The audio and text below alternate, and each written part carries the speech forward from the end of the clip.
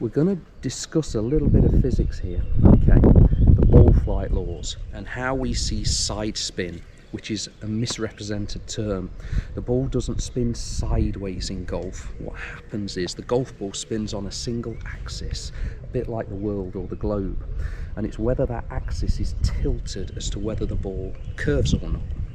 So I've got my 3D model here, so whether it's the divergence plane or whether it's the D plane, whether it's the 3D plane, this is what the physics demand happens to the ball. So we're assuming no wind, we're assuming clubs properly fitted for a player and that they're striking it out the centre of the club face.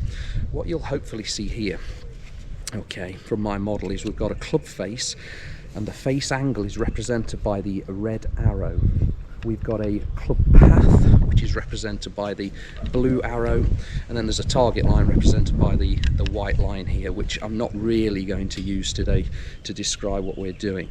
You'll also see on the golf ball here a horizontal line around the circumference of the ball. So that's suggesting that if I hit the ball square on at the centre of the club and the path and the face are parallel to each other, or perpendicular if you want the face angle, perpendicular to the path, dead square hit, you'll see that that line is horizontal. That means that the ball will have pure backspin, should fly straight and true, okay?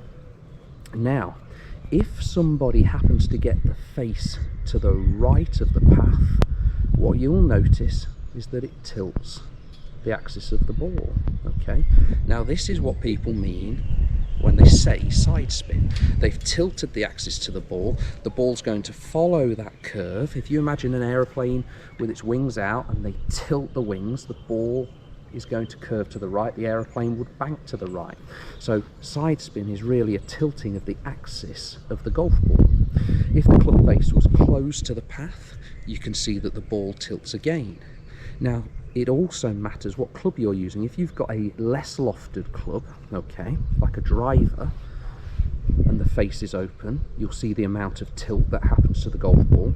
If you had a pitching wedge that had a lot more loft and you open the face, you see the tilt is a lot less. So you think, oh yeah, I don't slice my sand wedge as much as my driver. Well, of course you don't, it's got more loft on it, okay? So the same can be the case when you hook the ball. If you've got a less lofted club here, and you get the face close to the path, look at the tilt on the axis of the golf ball here, severely tilted. Ball's going to spin, it's going to be aggressive in its shape, the curvature is going to be more. If you've got a pitching wedge, sand wedge, much less. So again, the misses are less severe with the more lofted clubs. Now we're going to come back to this model in future lessons and future videos to try and educate people into why the ball flight is what it is and how you can adjust it and understand a little bit about it.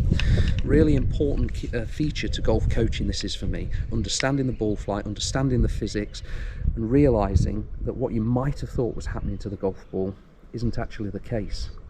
Hope you've enjoyed that little insight into the golf physics. Click subscribe if you want to see more content. Keep watching the channel. Take care.